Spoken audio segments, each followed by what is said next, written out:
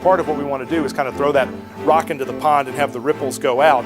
What you learn in here is hopefully stuff you can transfer to the folks that work with you as well. I say in there, never make your brand cheap unless cheap is your brand. Like Walmart made that their brand, so that works for them. But lots of times a good brand will try to lower their price because they're going after, inexpensive or cheap, and it doesn't work for them.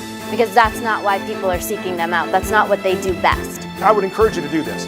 Go through a day where you literally seek out the name of the people that may be waiting on you, that you're dealing with at a store, a retail clerk.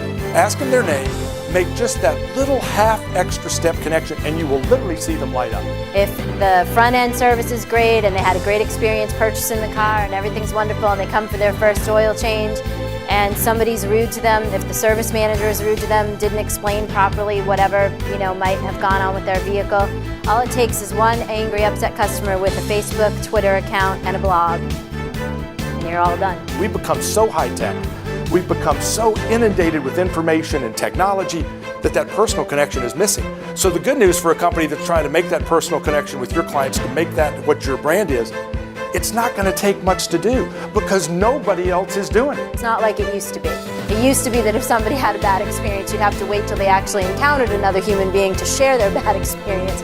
But that's not the way it is. They can be sitting right in your service department, right on their Facebook page, tweet, so you have to be even more careful these days about how you're representing your brand out in the public. There was a period when the car industry was really suffering, particularly the American car industry, because they were not making products that were meeting the quality expectations. You had Toyota and others that were coming in and the expectations were moving up because better cars were being made.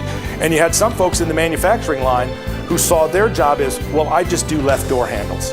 And if they noticed the bumper coming off, that wasn't their problem.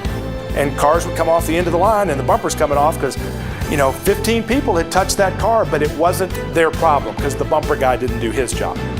You're building cars.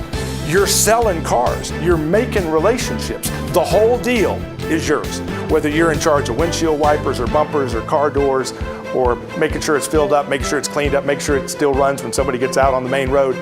It's all you, every single step. So if I'm here to deal with one part of the business and other pieces aren't clicking, it doesn't matter whether the piece I'm dealing with works. The whole piece is not going to meet that brand, it's not going to meet that expectation if everybody isn't fully committed, on board, to we're all in this together. Who you are off-site and who you are on-site really need to be the same authentic person. You need to be that person all the time, all the way down, because somebody's always watching. There's always somebody watching, even more so than there used to be. When I joked about, we were going to do some heavy geometry, people literally cringed in here.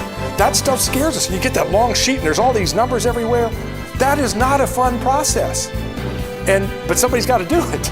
And if you do that with that touch of humanity, man, it is going to make all the difference in the world. When I get back to that, every table is our table. Those are the little pieces that most places mess up.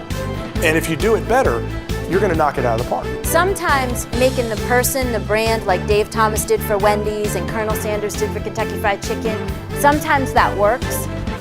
It's all in how you do it. So when you're coaching Little League Baseball, when you're coaching a little girls softball team, when you're out in the community helping on a Habitat for Humanity house, you're making that personal connection. You're telling that story the same way as somebody speaking in an ad or being in a TV commercial. So again, that authenticity, that, well, I know somebody there, helps make the connection to get people not only in the door, but keep them coming back, creates that bond that keeps them coming back generation after generation after generation. And when I'm teaching and coaching people, I'll sometimes tell them, you got to fake it till you make it. You got to start speaking how you want things to be before they actually will manifest themselves there. So there is a component of fake it till you make it. That's not the inauthenticity I'm talking about. When your ego's in it, it's not authentic. If you're all about that's not, nobody wants to know about that. Nobody cares. If you're, again, part of the whole table, you're telling the story about, oh man, we do everything. What's your problem?